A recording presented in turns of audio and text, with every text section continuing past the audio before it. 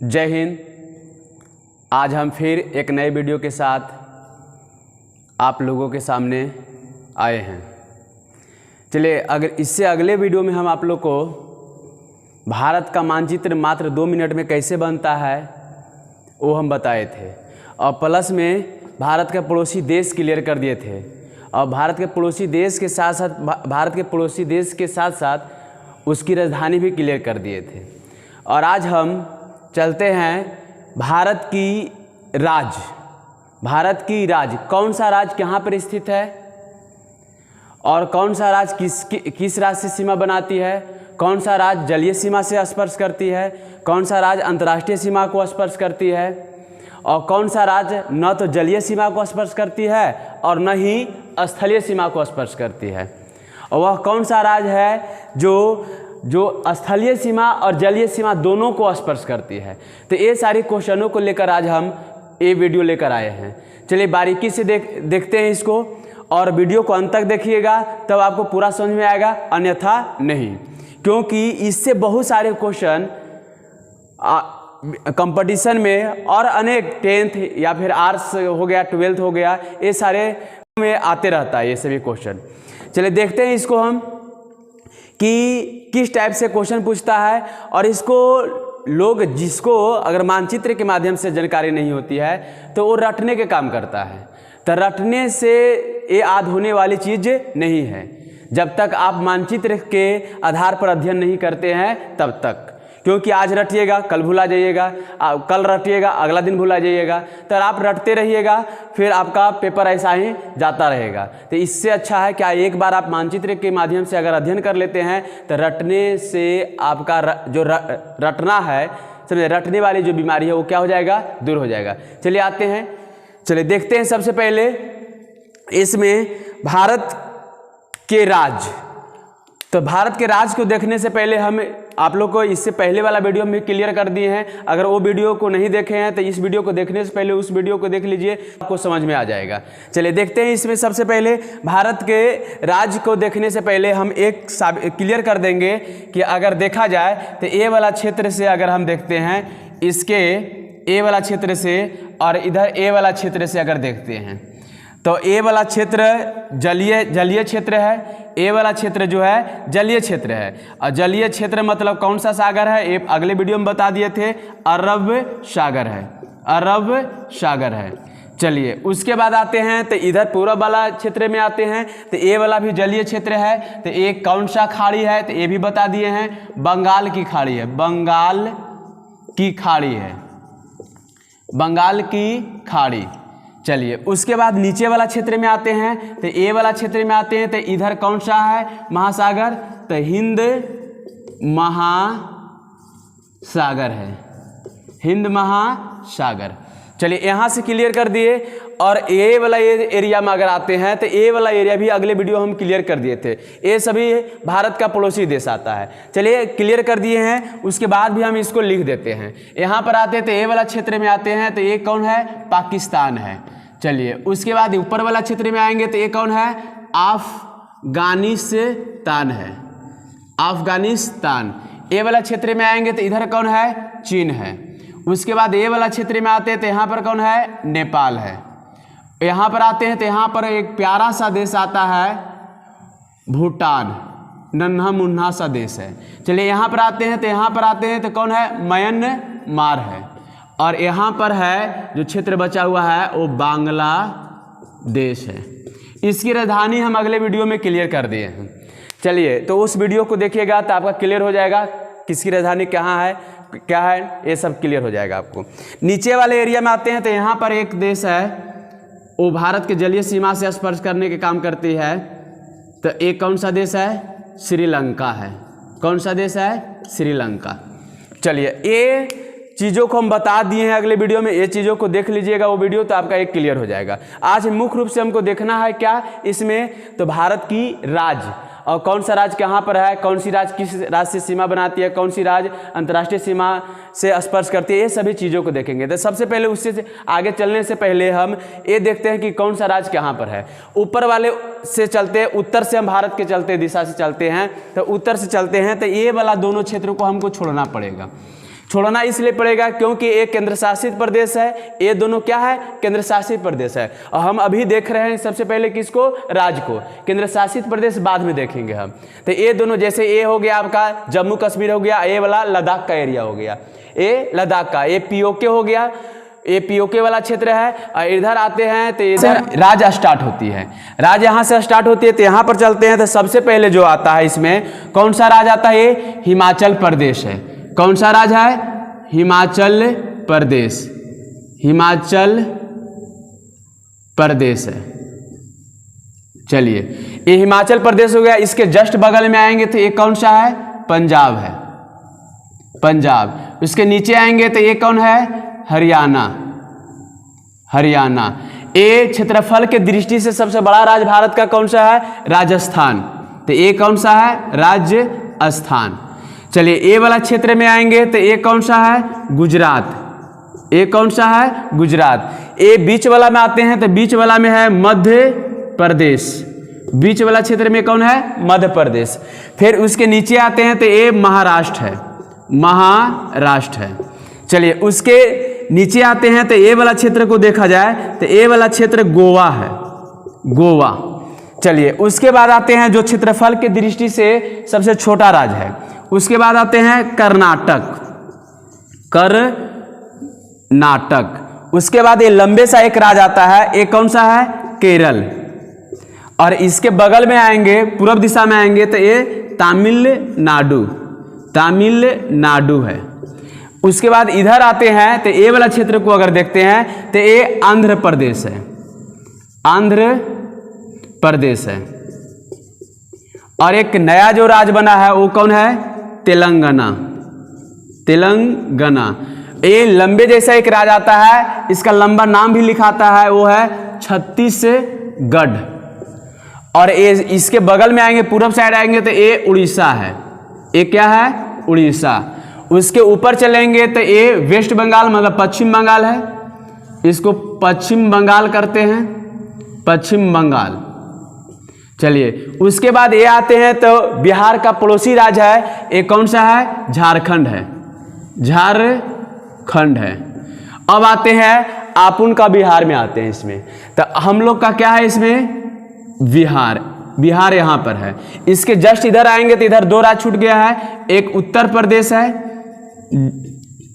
और एक ऊपर में आते हैं तो ये कौन है, उत्तराखंड है, उत्तराखंड है। चलिए ये वाला एरिया जो है, ये सभी एरिया क्लियर हो गया। यहाँ पर आते हैं तो ये ऊपर वाला जो है यहाँ पर सिक्किम है, ये क्या है, सिक्किम। चलिए इधर वाले जितने भी राज्य आया वो सभी क्लियर इधर हो गया। अब उधर चलते हैं तो इधर जो इधर 7 राज्य आता है भारत का, जो पूर्वोत्तर राज्य कहा जाता है, जिससे हम 7 सिस्टर भी कहते हैं, ये पूर्वोत्तर राज्य भारत का है। इसमें 7 राज्य इतने ही क्षेत्र में आता है। चलिए देखते हैं ऊपर वाले में आते हैं, सबसे ऊपर वाले क्षेत्र में जो भारत का सबसे पूर्वी राज्य है, भारत का सबसे पूर्वी राज्य है, ये अरुणाचल प्रदेश, अरुणाचल प्रदेश। चलिए उसके बाद आते हैं, उसके जस्ट नीचे आएंगे, उसके जस्ट नीचे आते हैं तो ये नागालैंड है, नागालैंड, नागालैंड है। और नागालैंड के जस्ट नीचे आएंगे तो ये कौन है, मणिपुर, मणिपुर। और मणिपुर के नीचे आते हैं तो ये कौन है, मिजोरम, मिजोरम। कौन सा राज्य, मिजोरम। देखिए यहाँ फंसने वाली बात है, कभी कभी कि क्या कुछ बच्चे ऐसे होते हैं जो नागालैंड के नीचे मणिपुर है लेकिन कभी कभी याद कर लेता है मिजोरम, क्योंकि दोनों म से स्टार्ट हो रहा है। तो इसलिए इसके यहाँ पर याद करने का एक ट्रिक बता देते हैं कि ये नागालैंड, नागालैंड से क्या, नाग, नाग के मुंह में क्या रहता है, तो मणि। तो इस तरह से याद रखिएगा कि नागालैंड के नीचे जस्ट नीचे जो होता है और कौन सा राज्य है, मणिपुर है। ट्रिक याद करने का एक तरीका है कि नागालैंड के नीचे कौन सा है, मणिपुर है। याद करेंगे कैसे, तो नाग, नागालैंड से नाग से क्या, नागालैंड, और मणि से क्या, मणिपुर। मतलब नाग के मुंह में कौन रहता है, क्या रहता है, मणि रहता है। तो यहां से याद रखेंगे नागालैंड के जस्ट नीचे आएंगे तो मणिपुर, और मणिपुर के नीचे आएंगे तो कौन है, मिजोरम है। चलिए इसके बगल में एक राज्य है वो त्रिपुरा है, जो बांग्लादेश से तीनों ओर से घिरा हुआ है, त्रिपुरा है। और उसके ऊपर आएंगे तो ये है मेघालय, कौन है, मेघालय। और बीच में है यह कौन है, असम है। देखिए यहाँ ये 7 सिस्टर वाला क्लियर हो गया। 1 2 3 4 5 6 और 7, मतलब ये 28 के 28 राज्य क्या हो गया, क्लियर हो गया। ये 28 राज्य याद करना बहुत आसान है। मानचित्र, भारत का मानचित्र बनाकर इसको 2 से 3 बार रिपीट करना, और इस वीडियो के माध्यम से हमको जहां तक लगता है कि एक क्लियर हो जाएगा आपका। चलिए सबसे पहले देखते हैं, वहां से आते हैं तो ये वाला एरिया से आते हैं तो हिमाचल प्रदेश, उसके बाद आते हैं सबसे पहले याद करने का तरीका, क्रमवार तरीके से याद कीजिएगा तो याद होगा, अन्यथा फिर नहीं याद होगा। सबसे पहले यहां से शुरू करेंगे, ये वाला एरिया से आएंगे और इधर से फिर क्या करेंगे, ऊपर जाएंगे और फिर लास्ट में हम ये 7 सिस्टर को देखेंगे। सबसे पहले ऊपर से आते हैं तो हिमाचल प्रदेश, हिमाचल प्रदेश के जस्ट नीचे पंजाब, पंजाब के बगल में नीचे हरियाणा, फिर उसके बाद आते हैं हरियाणा के नीचे कौन, राजस्थान, राजस्थान के नीचे कौन, गुजरात, ये वाला जो एरिया बनता है। उसके बाद इसके नीचे आएंगे तो कौन, महाराष्ट्र, उसके बाद आएंगे तो कौन, गोवा, उसके बाद आते हैं तो कौन, कर्नाटक, फिर ये लंबे सा एक राज्य आता है वो कौन है, केरल है। फिर इसके बगल में जस्ट इसके पूरब जाएंगे तो तमिलनाडु, फिर उसके ऊपर आएंगे तो आंध्र प्रदेश, फिर यहाँ पर आएंगे नया जो राज्य बना है तेलंगाना, फिर एक लंबा सा राज्य आता है कौन है, छत्तीसगढ़। फिर उसके बाद देखते हैं यहाँ से तो ये वाला एरिया जो है उड़ीसा का है। उसके बाद ऊपर चलेंगे तो पश्चिम बंगाल और बगल में झारखंड, इसके ऊपर चलेंगे तो बिहार, और उसके बाद उत्तर प्रदेश और बीच में कौन, मध्य प्रदेश, और उत्तर प्रदेश के ऊपर चलते हैं तो क्या है, उत्तराखंड है। और ये सबसे ऊपर वाला जो है, जो जनसंख्या की दृष्टि से सबसे छोटा राज्य है वो कौन है, सिक्किम है, और जनसंख्या की दृष्टि से सबसे बड़ा राज्य उत्तर प्रदेश है। क्षेत्रफल के दृष्टि से सबसे बड़ा राज्य राजस्थान है, और क्षेत्रफल के दृष्टि से सबसे छोटा राज्य कौन है, गोवा है। चलिए देखते हैं, यहां तक सिक्किम हो गया। उसके बाद उधर चलते हैं तो सबसे पूर्वी राज्य, भारत का सबसे पूर्वी राज्य जो कौन सा है, अरुणाचल प्रदेश। अरुणाचल प्रदेश के जस्ट नीचे आएंगे तो नागालैंड, नागालैंड के नीचे आएंगे तो मणिपुर, मणिपुर के नीचे आएंगे तो मिजोरम, और मिजोरम के जस्ट बगल आएंगे तो त्रिपुरा, और उसके बाद ऊपर जाएंगे तो मेघालय, और बीच में कौन है, असम है। तो इस तरह से मेरा 28 राज्य क्या है, क्लियर हो जाएगा आपका। चलिए इसको क्रमबद्ध तरीके से एक बार याद करेंगे। ऊपर से चलेंगे, सबसे पहले हिमाचल प्रदेश, पंजाब, हरियाणा, राजस्थान, गुजरात, फिर उसके बाद महाराष्ट्र, फिर उसके बाद गोवा, फिर उसके बाद कर्नाटक, फिर केरल, फिर बगल में तमिलनाडु, फिर उसके बाद आगे बढ़ेंगे, तमिलनाडु के ऊपर चलेंगे तो आंध्र प्रदेश, फिर उसके ऊपर चलेंगे तो तेलंगाना, फिर उसके लंबे एक राज्य बनाता है छत्तीसगढ़, फिर इसके बगल में अगर देखा जाए तो छत्तीसगढ़ के बगल में आता है उड़ीसा, उड़ीसा के ऊपर आता है पश्चिम बंगाल, पश्चिम बंगाल के बगल में देखेंगे तो झारखंड, झारखंड के ऊपर चलेंगे तो बिहार, बिहार के बगल में आएंगे, ए साइड आएंगे तो उत्तर प्रदेश, उत्तर प्रदेश के ऊपर चलेंगे उत्तराखंड, उत्तराखंड के फिर उसके बाद उत्तर प्रदेश के नीचे आएंगे, जो बीच वाला राज्य है वो मध्य प्रदेश, फिर इसके ऊपर चलते हैं इधर, तो इधर आते हैं तो यहाँ पर सिक्किम, और 7 सिस्टर राज्य में चलते हैं जो भारत के पूर्वोत्तर राज्य है, तो उधर चलते हैं तो अरुणाचल प्रदेश, अरुणाचल प्रदेश के नीचे नागालैंड, नागालैंड के नीचे मणिपुर, मणिपुर के नीचे मिजोरम, फिर उसके बगल में त्रिपुरा, फिर ऊपर मेघालय, और बीच में कौन, असम। मतलब इस तरह से अगर आप याद करते हैं, पहले देखकर याद कीजिए, उसके बाद फिर आंख बंद, कुछ समय के लिए आंख बंद करके हम क्या करेंगे, एक बार ऊपर से नीचे जिस तरह से हम दोहराए हैं उसको दोहराएंगे साथ में।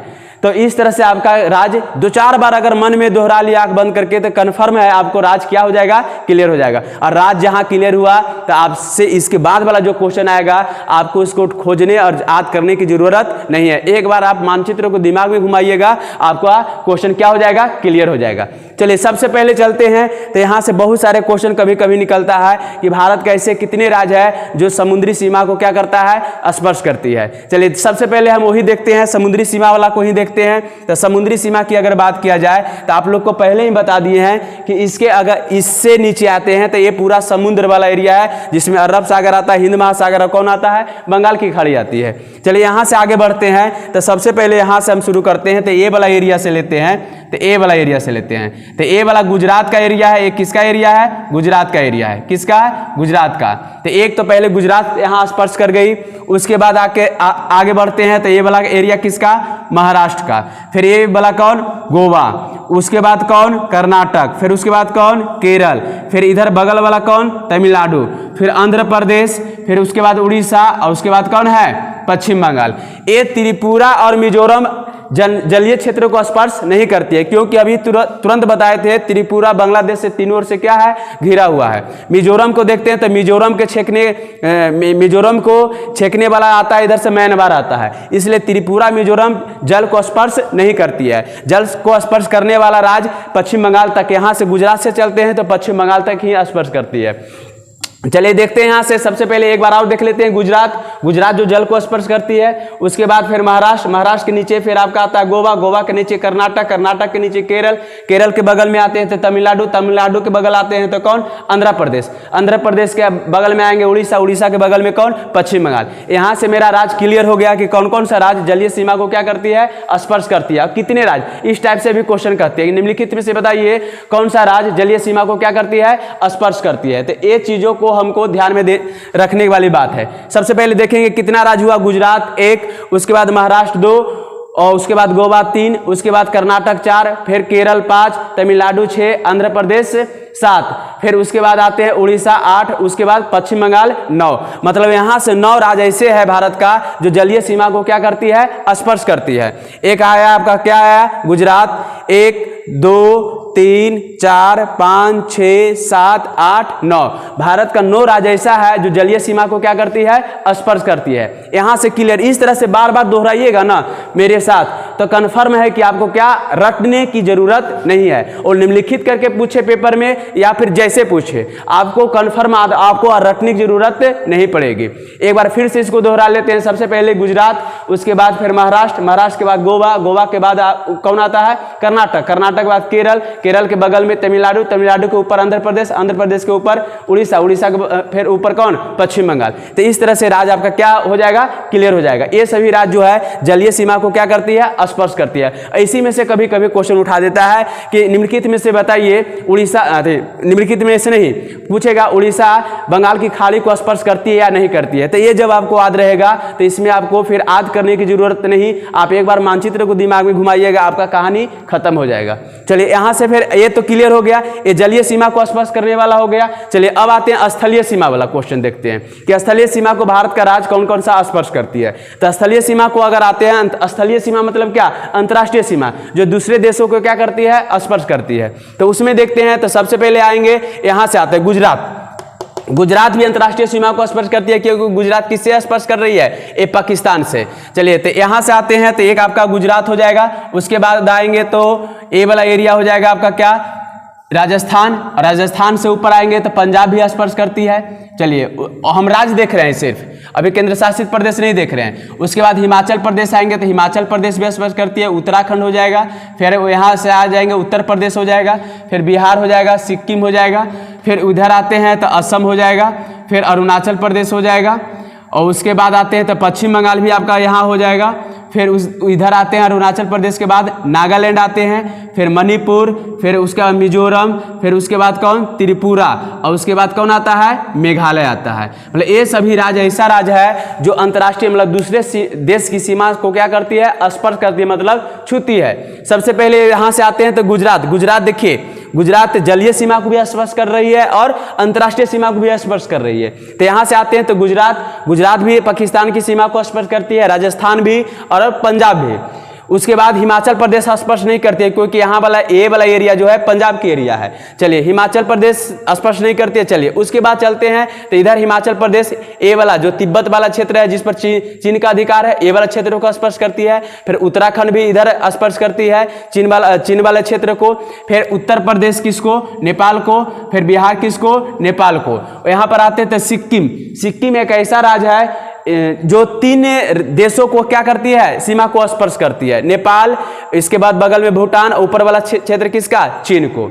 चलिए उसके बाद आगे बढ़ते हैं तो अरुणाचल प्रदेश चीन को, फिर अरुणाचल प्रदेश म्यांमार को भी स्पर्श करती है, नागालैंड म्यांमार को, मणिपुर म्यांमार को, मिजोरम म्यांमार को, और उसके बाद फिर त्रिपुरा जो है बांग्लादेश को, और मेघालय किसका, बांग्लादेश को। इस तरह से आपका अंतर्राष्ट्रीय सीमा से स्पर्श करने वाला राज्य आपका क्लियर हो जाएगा। चलिए एक बार देख लेते हैं। सबसे पहले उसके बाद राजस्थान, फिर उसके बाद ऊपर चलते हैं तो पंजाब, पंजाब के बगल में आते हैं तो हिमाचल प्रदेश, हिमाचल प्रदेश के नीचे आते हैं तो उत्तराखंड, उत्तराखंड के नीचे आते हैं तो उत्तर प्रदेश, उत्तर प्रदेश के बगल में आते हैं तो बिहार, बिहार के ऊपर चलते हैं, उसके बगल में चलते हैं तो सिक्किम, सिक्किम के नीचे आते हैं तो पश्चिम बंगाल, उसके बाद फिर असम, असम के बाद अरुणाचल प्रदेश, अरुणाचल प्रदेश के नीचे आते हैं तो कौन सा राज्य, नागालैंड, नागालैंड के नीचे मणिपुर, मणिपुर के नीचे आते हैं मिजोरम, मिजोरम के बगल में आते हैं त्रिपुरा, उसके बगल में फिर कौन, मेघालय। मतलब ये सभी राज्य ऐसा राज्य है जो अंतर्राष्ट्रीय सीमा को क्या करती है, स्पर्श करती है। चलिए एक बार देख लेते हैं कितना राज्य आ जाता है।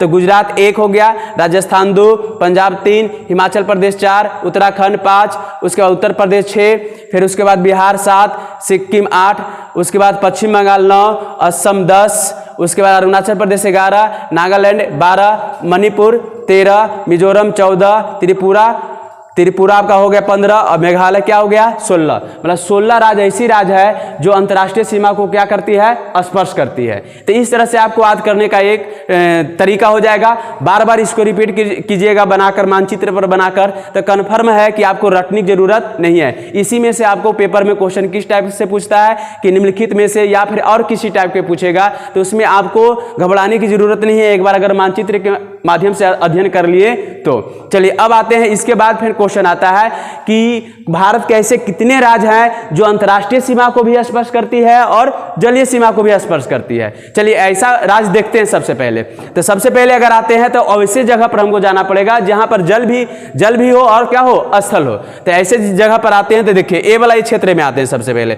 ए वाला स्थल वाला क्षेत्र है, इसके नीचे आते हैं तो जल वाला क्षेत्र है। तो यहां से साफ क्लियर हो रहा है कि ए वाला देखते हैं। यहाँ से गुजरात वाला क्षेत्र को अगर देखा जाए तो गुजरात वाला क्षेत्र से साफ क्लियर हो रहा है कि गुजरात एक ऐसा राज्य है जो स्थलीय सीमा को भी स्पर्श करती है और किसको, जलीय सीमा को भी स्पर्श करती है। देखिए ए वाला क्षेत्र को अगर देखते हैं तो ये देखिए स्थल से इधर स्पर्श कर रही है और इधर किससे, जल से। तो गुजरात एक ऐसा राज्य हो गया जो स्थलीय सीमा को भी स्पर्श करती है और जलीय सीमा को स्पर्श करती है। चलिए इसके बाद एक राज्य और आता है, वो कौन सा राज्य है, पश्चिम बंगाल। वो कौन सा राज्य है, पश्चिम बंगाल। पश्चिम बंगाल को अगर देखा जाए तो यहां से देखते हैं पश्चिम बंगाल, गुजरात के साथ साथ में पश्चिम बंगाल भी एक ऐसा राज्य है जो अंतर्राष्ट्रीय सीमा को भी स्पर्श करती है और किसको, जलीय सीमा को स्पर्श करती है। देखते हैं, देखिए ये कौन सा देश है, बांग्लादेश है। तो बांग्लादेश के बांग्लादेश को क्या करती है, पश्चिम बंगाल स्पर्श करती है, तो अंतर्राष्ट्रीय सीमा हो गया। उसके बाद इधर आते हैं तो ए वाला क्षेत्र में आते हैं तो ए वाला क्षेत्र क्या है, बंगाल की खाड़ी है जो जलीय सीमा हो गया। मतलब भारत का 2 राज्य ऐसा है जो अंतर्राष्ट्रीय सीमा को स्पर्श करती है और जलीय सीमा को स्पर्श करती है। कौन कौन, गुजरात और कौन, पश्चिम बंगाल हो गया। तो यहां से एक क्वेश्चन भी आपका क्लियर हो जाएगा कि कौन सा राज्य जलीय सीमा को स्पर्श करती है और अंतर्राष्ट्रीय सीमा को स्पर्श करती है। तो गुजरात और पश्चिम बंगाल। अगर उसके बाद अगर देखा जाए तो और कोई ऐसा राज्य नहीं है जो दोनों सीमा को स्पर्श करती हो। चलिए देख लेते हैं एक बार। देखो महाराष्ट्र, अगर महाराष्ट्र की बात करते हैं तो सिर्फ जलीय सीमा को स्पर्श करती है, अंतर्राष्ट्रीय सीमा तो है ही नहीं है। गोवा को देखते हैं तो अंतर्राष्ट्रीय जलीय सीमा को स्पर्श करती है, अंतर्राष्ट्रीय सीमा है ही नहीं है। मतलब इधर वाला कहानी क्या हो गया, खत्म हो गया। अगर ऊपर वाला कहानी को देखते हैं तो राजस्थान को देखते हैं तो राजस्थान अंतर्राष्ट्रीय सीमा को स्पर्श कर रही है लेकिन जलीय सीमा उधर है ये नहीं है। इधर वाला में आ जाते हैं तो इधर वाला में आते हैं तो अभी तुरंत बताए थे त्रिपुरा जो है बांग्लादेश से तीनों ओर से क्या है, घिरा हुआ है। तो ये तो पूरी तरह से इधर से घेरा गया तो ये तो जलीय सीमा को स्पर्श नहीं करेगी। और मिजोरम जो है म्यांमार से घिरा हुआ है तो ये अंतर्राष्ट्रीय सीमा को स्पर्श करती है, जलीय सीमा को स्पर्श नहीं करती है। तो यहाँ से साफ जाहिर हो जाता है, क्लियर हो जाता है कि भारत का 2 राज्य ऐसा है जो दोनों सीमा को क्या करती है, स्पर्श करती है। मतलब अंतर्राष्ट्रीय सीमा भी और जलीय सीमा। वो कौन सा राज्य है, गुजरात और कौन, पश्चिम बंगाल। चलिए एक यहां से क्लियर हो गया। अब यहां से क्वेश्चन पूछता है कि भारत का वैसा कौन सा राज्य है, भारत का वैसा कौन सा राज्य है जो न तो जलीय सीमा को स्पर्श करती है न ही अंतर्राष्ट्रीय सीमा को स्पर्श करती है, न जलीय न अंतर्राष्ट्रीय। अभी हम देखें क्या इसके पहले तो कि भारत का वह कौन सा राज्य है जो जलीय सीमा को स्पर्श करती है, मतलब समुद्र को स्पर्श करती है। तो वो क्लियर हो गया। तो उसमें कितना आया था, 9 राज्य आया था। उसमें कितना आया था, 9 राज्य आया था। और उसके बाद फिर देखिए कि भारत का वह वैसे कितने राज्य हैं जो सिर्फ अंतर्राष्ट्रीय सीमा को स्पर्श करती है। मतलब अंतर्राष्ट्रीय सीमा और जलीय सीमा को मिलाकर अगर देखे थे तो उसमें कितना आया था, 16 आया था। अगर उसमें से अगर ये दोनों को हटा देते हैं, पश्चिम बंगाल और गुजरात को हटा देते हैं तो 14 ही आपका आएगा। क्योंकि ये दोनों ऐसा राज्य है जो अंतर्राष्ट्रीय सीमा और जलीय सीमा दोनों को स्पर्श करती है। तो यहाँ से क्लियर हो गया। अब इसके बाद हम चलते हैं कि भारत का वैसा कौन सा राज्य है, ऐसे कितने राज्य हैं जो न तो अंतर्राष्ट्रीय सीमा को स्पर्श करती है न ही जलीय सीमा को स्पर्श करती है। चलिए देखते हैं इसमें सबसे पहले तो आपको यहाँ पर ध्यान देने की बात होगा क्या कि सबसे पहले हम जलीय सीमा वाला क्षेत्र को बना लेते हैं। ये पूरा जलीय वाला क्षेत्र सीमा वाला क्षेत्र है, ये पूरा यहाँ तक जलीय वाला हो गया। अब उसके बाद देखते हैं उसको हम कर लेते हैं स्थलीय सीमा वाला को देख लेते हैं। तो ये पूरा वाला बाहर वाला भाग हो जाएगा, क्या हो जाएगा, स्थलीय सीमा हो जाएगा। ये पूरा स्थलीय सीमा हो जाएगा। चलिए उसके बाद देख लेते हैं ये पूरा अंतर्राष्ट्रीय या स्थलीय सीमा भी कह सकते हैं, अंतर्राष्ट्रीय देख लेते हैं, अंतर्राष्ट्रीय। चलिए ये पूरा अंतर्राष्ट्रीय हो गया, ये अंतर्राष्ट्रीय पूरा हो गया।